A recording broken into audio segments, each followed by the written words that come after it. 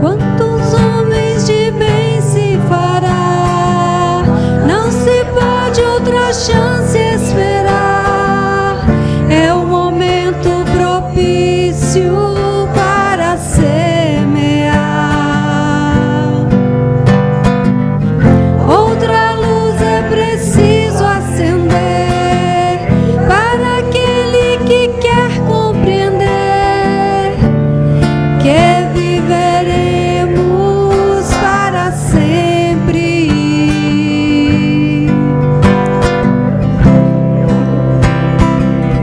Teus desejos de te melhorar é o instante em que deves começar.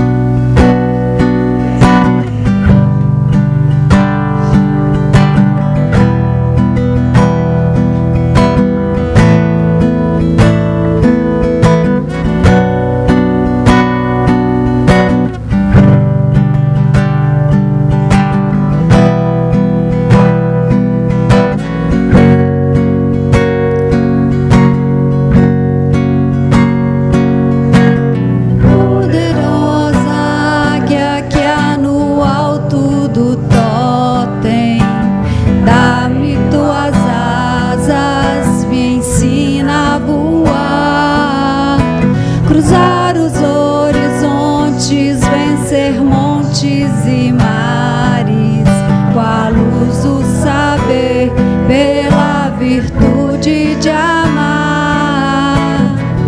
Quanto a força tamanha, o urso me ajude a derrubar as barreiras da vida que eu venha encontrar.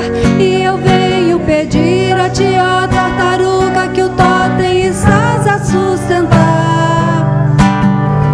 Dá-me tua certeza de um dia eu poder chegar a ver-te nas asas da águia, na força do urso, em todas as coisas criadas por ti. Eleva minha alma, me faz tão perfeito, me leva a saber que estás dentro de mim. Ó Pai nosso que estás nos céus, santificado seja o teu nome, em favor de todos. Ó Pai nosso que estás nos céus, santificado seja o teu nome, em favor de todos nós.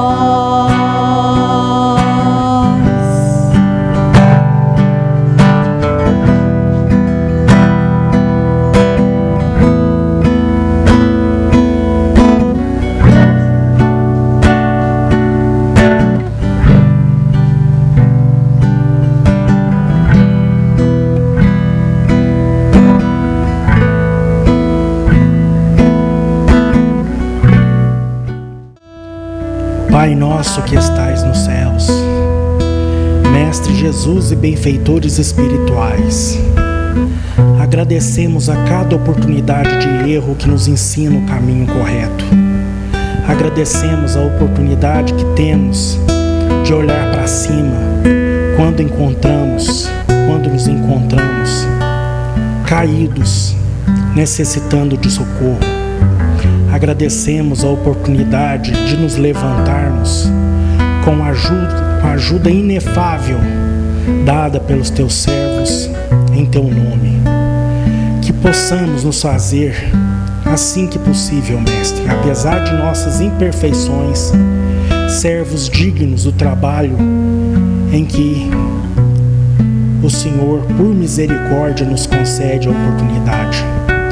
Que não nos falte jamais recursos, oportunidade e boa vontade para fazer o bem em Teu nome e com a Tua orientação. E que assim seja. Boa noite. É com muita alegria e sob a égide do nosso Mestre Jesus que estamos iniciando nossas atividades de hoje. Sejam bem-vindos ao Núcleo Espírita Nosso Lar para mais uma noite de estudo. A programação das atividades do Núcleo são exibidas no telão antes das palestras. Porém, quem preferir, na secretaria, temos a programação impressa, além da modalidade digitalizada. Lembramos que o Núcleo possui equipes de visitas a enfermos, com aplicação de passe e fluidoterapia, e também implantação de culto no lar. Mais informações na secretaria. Nossas palestras são inspiradas no livro Vinha de Luz e o assunto de hoje é relativo ao capítulo 89, cujo título é Na Intimidade do Ser, e que está na carta de Paulo aos Colossenses, capítulo 3, versículo 12. Nossas palestras estão postadas no nosso canal do YouTube, Núcleo Espírita Nosso Lar. Inscreva-se e ative o sininho para ser notificado de novas postagens. E para falar sobre o tema, na intimidade do ser, é com muita alegria que convidamos agora o nosso amigo Roberto Rocha, que é palestrante espírita e colaborador aqui do Núcleo Espírita Nosso Lar. Seja bem-vindo, Roberto. Amigos, companheiros de Ideal Espírita, boa noite.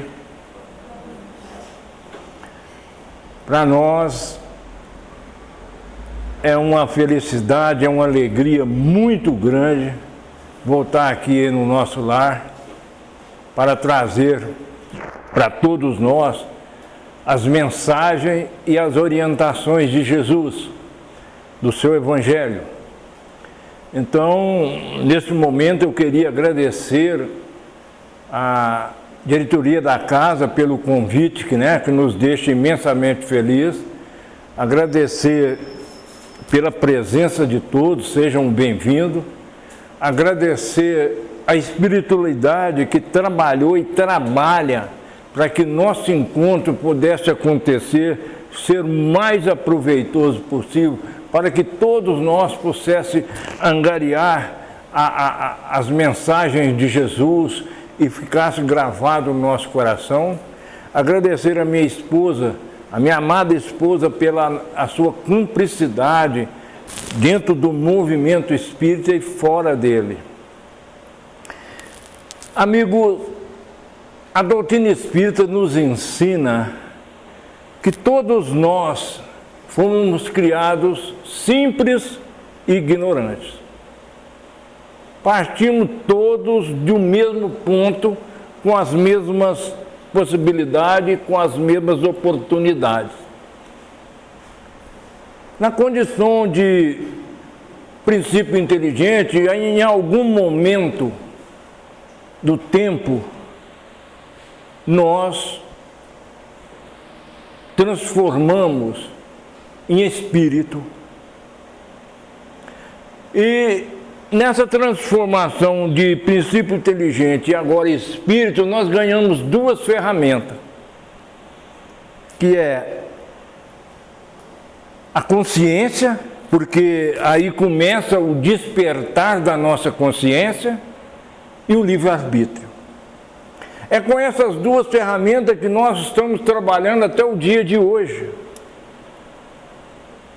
Porque só existe no universo duas forças: a força espiritual e a força material. A força material é regida pela lei da química, da física, da biologia. E a lei espiritual, o princípio espiritual, ou a força espiritual, é regida pelas leis de Deus. Nós não somos esse corpo é matéria, ela é regida por outras leis. Nós somos espírito que temos um corpo, então nós somos regidos pelas leis divinas. E sendo regidos por essas leis divinas, nós temos que observar e refletir e fazer uma reflexão na nossa vida para ver se a nossa vida, se a nossa caminhada, se a nossa busca, se os nossos direitos estão assentados em cima dessas leis de Deus.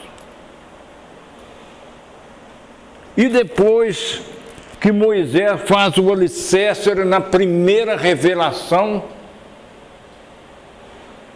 que trouxe para nós as leis duras, as leis para reger aquele povo embrutecido. Aí na segunda revelação vem Jesus. Jesus trazendo agora o amor. O sentido da vida que Jesus traz para nós está assentado no amor. No amor que cada um de nós dispomos em nosso íntimo, em nosso ser, em nosso coração. É aquele amor que nós dedicamos ao nosso irmão. E depois, quando nós já estávamos mais preparados, segundo Jesus, que mandaria o Consolador prometido, vem a doutrina espírita. A doutrina espírita vem trazer para nós a liberdade espiritual para que nós possamos enxergar além dos horizontes. É aquela cortina que fechava nossos olhos, com uma escama nos olhos de Paulo. Mas a doutrina agora abre esse véu e descortina para nós as coisas que nós não enxergávamos do plano espiritual, mostrando-nos a cada um de nós que a vida, essa que nós nos agarramos, essa vida que nós entendemos como vida é passageira, porque a verdadeira vida é a vida eterna. Nós, criados como espíritos, e tudo que Deus cria é eterno. Tudo que Deus cria jamais acaba. E nós, na ilusão da matéria, nós às vezes percebemos e encontramos e assentamos só em coisas que nós vemos. Você tem que fechar, todos nós temos que fechar os olhos para ver as coisas eternas. Porque o que nós enxergamos com esses olhos carnais, tudo vai passar, tudo vai acabar. No entanto, Jesus traz para nós a luz, a esperança, quando Ele traz para nós Paulo, o apóstolo dos gentios, o maior pregador que já existiu, o iluminado da estrada de Damasco. Embora naquela época, sendo ele perseguidor de cristão, matador, torturador, mas era o vaso escolhido do Senhor. Por isso, nenhum de nós, pelas condições de nossa vida, devemos perder a esperança. Porque Paulo é iluminado e quando ele cai, ele vê Jesus, que diz para ele: Saulo, Saulo, por que me persegue? Porque Saulo entraria na cidade de Damasco para prender Ananias. E Paulo ergue-se de sua queda e diz: Senhor, que queres que eu te faça? É essa pergunta É essa resposta que nós temos para Jesus quando Ele traz para nós uma mensagem como essa. Nós temos que erguer da nossa ignorância, do nosso orgulho, do nosso egoísmo e dizer: Senhor, o que queres que eu te faça? É nesse sentido que Paulo traz para nós, quando ele escreve a Colossenses, lá no capítulo 3, do versículo 12. Só Paulo, para trazer uma maravilha, uma mensagem linda, e só Emmanuel, para trazer para nós, trazendo os pormenores desse versículo, porque Emmanuel parece que ele escreveu isso aqui hoje, e ele escreveu isso aqui em fevereiro de 1951, através das mãos divinas de Francisco Cândido Xavier. Então, mais lindo e mais bonito e mais maravilhoso, porque Paulo diz: vós que sois eleitos de Deus. Quem que são os eleitos de Deus? Somos nós, irmãos. Nós que agora estamos procurando Jesus, procurando entender sua mensagem, procurando uma casa, um templo, para que esse templo se instale dentro de nosso coração, para que esse templo seja o nosso templo santo da nossa vida. Nós somos eleitos, porque estamos aqui hoje, sob o teto sagrado dessa casa, buscando agora Jesus, buscando o seu Evangelho, para que esse Evangelho se aplique na nossa vida. É um manual para que possamos crescer espiritualmente. O negócio não é brincadeira, nós somos eleitos, porque ele diz: santos e amados, revestias estranhas de misericórdia. Que a misericórdia, que nós seremos, sempre temos que ser humildes, que isso entranhe em nós, entranha, isso fica impregnado em nosso ser, a misericórdia, a mansidão, a benignidade. Irmãos, isso não é um pedido, isso é um aviso, para que nós possamos mudar a nossa direção na terra, mudar a nossa direção na sociedade, no nosso lar, na nossa vida. Deus não quer que o ímpio pereça, mas quer que todo mundo se arrependa e busque a estrada da salvação, da libertação. Jesus é o libertador. Ele nos liberta de quem? De nós mesmos.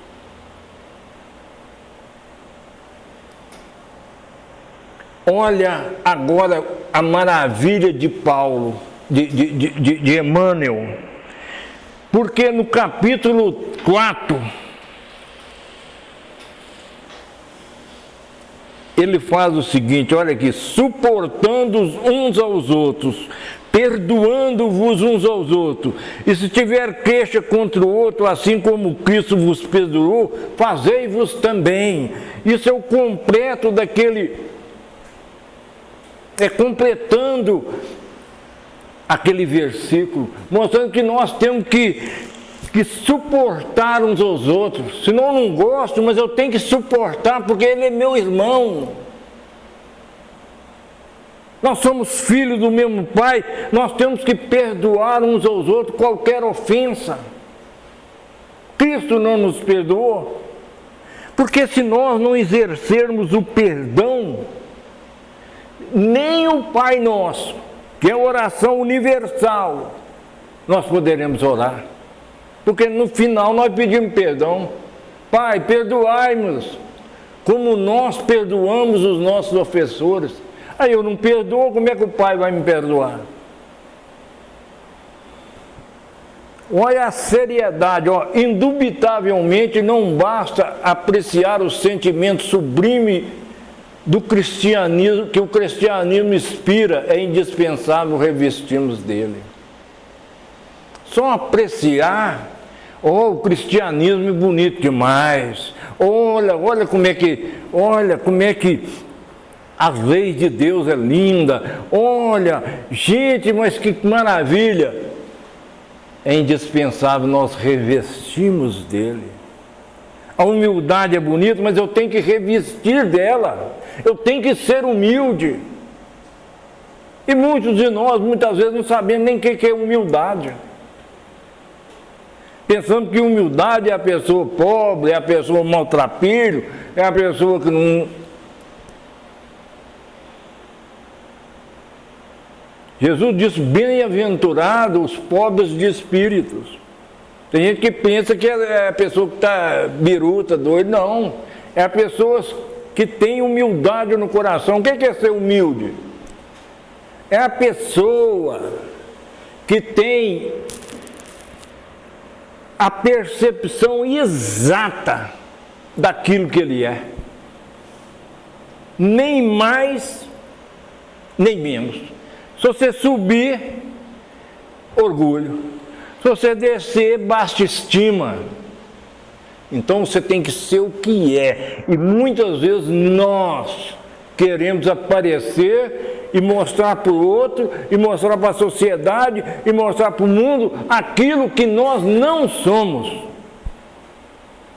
Por quê, meus irmãos? Nós não conhecemos uns aos outros, nós conhecemos aquilo que o outro deixa nos conhecer dele. Mas, na verdade, no íntimo, nós não conhecemos. Nós não conhecemos nem nós mesmos. Santo Agostinho lá, conheça a ti mesmo, se você quiser evoluir, você tem que conhecer você mesmo. E nós muitas vezes não conhecemos nós mesmos. Nós não sabemos nossa reação de determinado quadro que a vida nos apresentar. Nós não sabemos. Por isso nós temos que orar e pedir a mansidão. Ser uma pessoa mansa, humilde. Olha aqui, o apóstolo não refere a raciocínio, ele fala de profundidade. O problema não é pura cerebração, é da intimidade do ser. O problema não é de cérebro, não é de pensar, não é você ficar revestindo e raciocinando, mas o plano espiritual, Jesus, não, o negócio não é esse. Isso nós estamos fazendo há milhares de anos e não deu certo, e não dá certo. Nós temos que refletir, isso o Paulo está falando aqui de coisas profundas, é lá, naquele cantinho do nosso ser, é lá no fundo da nossa alma. Não está falando de coisas supérfluas, não está falando, ele está falando de coisas profundas, é de profundidade da nossa alma, do nosso espírito. Nós temos que buscar não viver na superfície, não. Nós temos que mergulharmos no plano espiritual. Nós temos que mergulharmos no amor do Cristo, para que nós possamos entender de fato a sua mensagem e a sua orientação. Porque aquele que busca superficial, ele não tem nenhuma certeza. Mas aquele que aprofunda, aquele que busca e sabe lá na intimidade do seu ser o que você é e o que você tem que mudar, ele começa a ser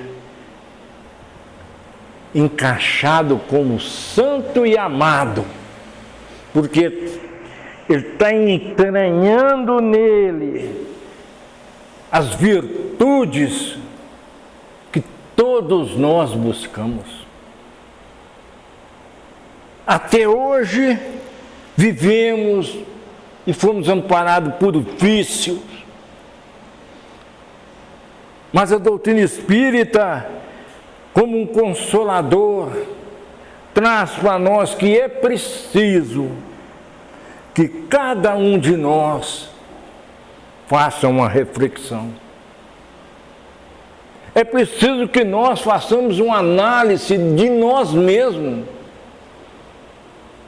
E muitas vezes nós queremos analisar o outro.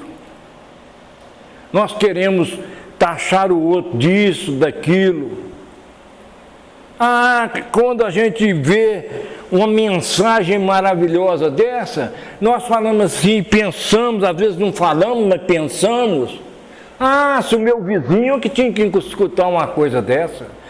Meu irmão, é minha esposa, é meu esposo, ele que tinha que estar aqui. Não, toda mensagem, toda, da Bíblia, do Evangelho, é para cada um de nós. Todo personagem da Bíblia somos nós. E fazer isso e mudar é difícil, meus irmãos. Nós temos que renunciar. A renúncia é triste, a renúncia é difícil, traz ressentimento, traz sentimento, traz desconforto, porque nos tira da nossa zona de conforto. E para nós conseguirmos esse problema do nosso ser, nós temos que nos renunciar a nós mesmos. A renúncia é difícil, é trabalhosa.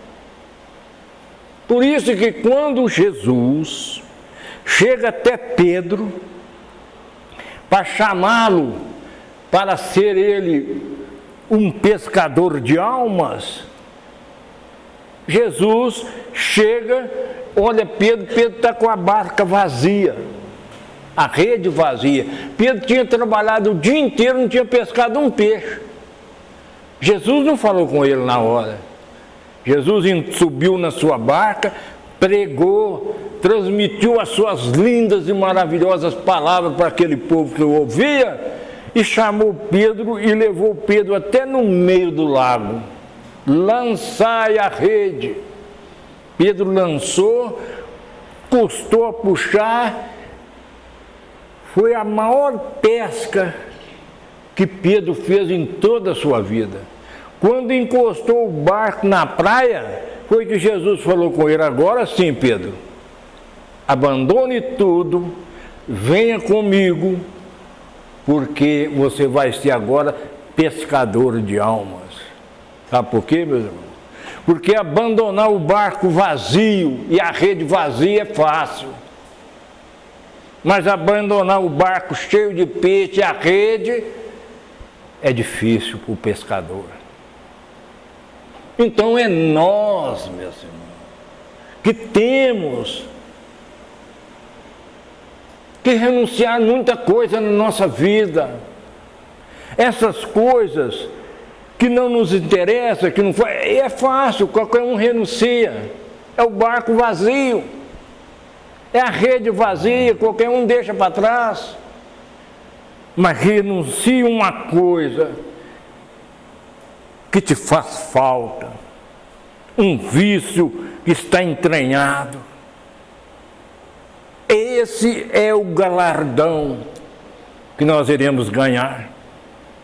Então nós temos que renunciar. Para nós chegarmos no problema, no íntimo do nosso ser, temos que renunciar muitas coisas, mudar, transformação. O que a nossa doutrina pede mais é o quê? Transformação moral. O espírita não precisa ser aquilo lá, não, claro que ele tem que ser, mas ele não é que seja santo, mas ele tem que estar em transformação, foi Kardec que falou. O bom espírito, o cristão genuíno, é aquele que está sempre em mudança, em transformação, em trabalho, para livrar das das suas más inclinações e suas más tendências. Se nós ficarmos naquele marasmo, esperando e tal e coisa, não tem jeito. Isso nós já ficamos ao longo da nossa vida. E não deu certo. Nós temos que agora buscar. Pode levantar. Olha, você vê a maravilha que alguém que possui o roteiro certo do caminho a seguir entre multidões, que o desconhece, é naturalmente eleito para administrar a orientação. Quem que é os eleitos para orientar esse caminho? Nós, meus irmãos. Nós que recebemos da doutrina espírita a direção, o roteiro, o mapa, a bula da vida. Todos nós somos esses que podem ensinar o caminho. Ah, mas eu não sei falar. Não, quando Jesus falou, vai e pregue o Evangelho. Se precisar, use as palavras. Você prega o Evangelho é com os seus atos, é com a sua mudança, é com a sua transformação. Porque você talvez seja o único Evangelho que o seu irmão tem para ler, segundo André Luiz. Muitos miram você no seu modo, no seu jeito de falar, no seu modo de agir, no seu modo de agir dentro do seu lar, na sociedade, no trabalho. E isso você leva as pessoas a administrar essa orientação para que ele também siga aquele caminho. Oh, fulano de tal era assim, agora está assim, o negócio deu certo, eu vou também. Um ato, ele vale por milhões de palavras. Palavras qualquer um pode falar. O espírito cristão é lá fora, não é aqui dentro. Aqui dentro você pode falar. Você pode trazer tudo que você quiser. Mas você vai confirmar isso que você está falando é lá fora. É junto com a sua família, é junto com os seus companheiros de trabalho. Não é um querendo puxar o tapete do outro, não é brigando. É ali que as pessoas vão te marcar e te conhecer. Porque ninguém verdadeiro. Se você quiser conhecer alguém, você tem que perguntar ou a esposa dele, ou o esposo. Assim mesmo é difícil. Quer me conhecer? Pergunta minha esposa lá quem que eu sou. Aí ela vai te falar. Aí vocês olhando para mim, o cara está falando ali em Jesus, tal e coisa, ele deve ser de Jesus, né? Então é isso, nós não sabemos as pessoas. Nós temos que mudar, transformar. Olha aqui, detendo tão copiosa bagagem de conhecimento acerca da eternidade, o cristão legítimo é a pessoa indicada para proteger os interesses espirituais dos seus irmãos na jornada evolutiva. Olha, preste atenção, detendo tão grande bagagem de conhecimento. Quem detém? Os espíritas. Porque o espírita, a doutrina espírita, olha, nunca doutrina nenhuma, eu sempre falo isso aqui, nunca trouxe tanta informação para nós espírita como a doutrina espírita. Nunca. A doutrina espírita mostra o plano, como é que age aqui o plano material e o plano espiritual, que é a nossa verdadeira pátria, que nós não somos daqui, nós estamos aqui. Mas a nossa verdadeira pátria é o plano espiritual. É lá que nós vamos, lá que é a pátria da verdade. Lá é que vão ver que se você mudou mesmo, se essa intimidade do seu ser é verdadeira e se você está falando é verdade. Porque lá não tem como você esconder. Então a doutrina espírita trouxe para nós uma bagagem, e aquele que tem conhecimento dessa tão grande, passar para os seus irmãos. Quando a doutrina espírita mata a morte, Diz que a morte não existe, é só uma transformação, é uma passagem para outra dimensão. Que você volta aqui quantas vezes for necessário, através da lei da reencarnação. Ela te mostra claramente que a morte não acaba na tampa fria do túmulo, que você reergue lá no plano espiritual consciente, às vezes passando algum período de perturbação, mas você reergue consciente,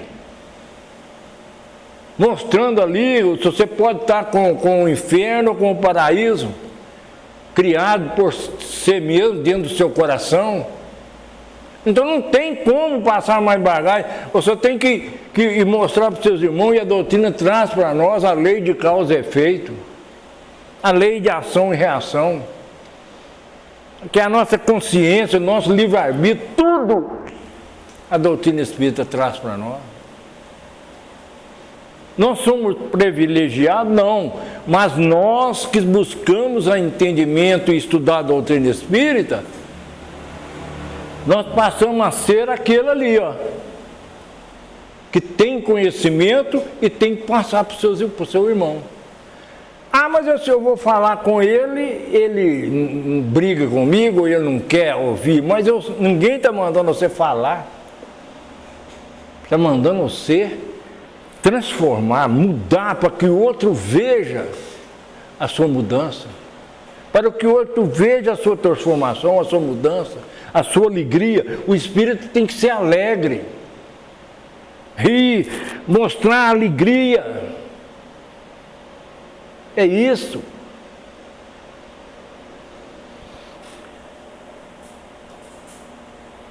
A jornada evolutiva, entanto, é preciso crescer o testemunho que não se limita em fraseologia brilhante.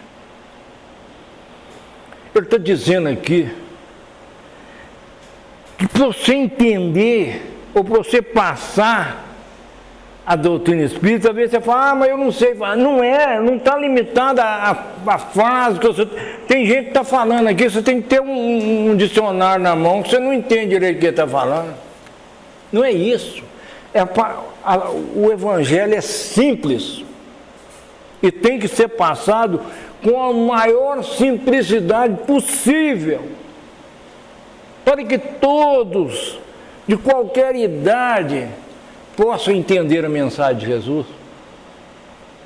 Jesus passava a mensagem que é atemporal, a mensagem que ele falou há 2000 anos está viva, parece que ele falou agora, e tão simples. Não tem nada complicado, não tem fraseologia brilhante, difícil, não. Cada um é cada um. Cada um vai entender a mensagem de um jeito, mas tem que entendê-la como uma mensagem do bem, da transformação. É imprescindível que estejamos revestidos de entranhas de misericórdia para enfrentarmos com êxito os perigos crescentes do caminho. Você cai aqui agora, meus irmãos, por isso que é linda a doutrina espírita, é lindo o Paulo, é lindo o Emmanuel, porque agora você olha ali, é qual que estivesse falando sobre o Sermão da Montanha.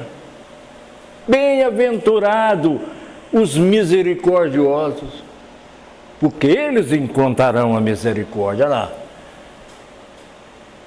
Se você tiver com a misericórdia entranhada em ti, você vai enfrentar com êxito os perigos crescentes do caminho. Você é misericordioso. A vida tem misericórdia contigo. E você vai enfrentar os perigos crescentes com tranquilidade, com paz. Portanto, essa mensagem, o que ela está dizendo? Ela está pedindo para nós que nós busquemos as nossas virtudes, esqueçamos os nossos vícios. O mal pode ceder, para ceder terreno, compreende só a linguagem do verdadeiro bem. O orgulho, para renunciar aos propósitos infelizes, não entende senão a humildade. Olha, por isso é que ele diz que o negócio é profundo. O mal, esse mal que nós, entre aspas,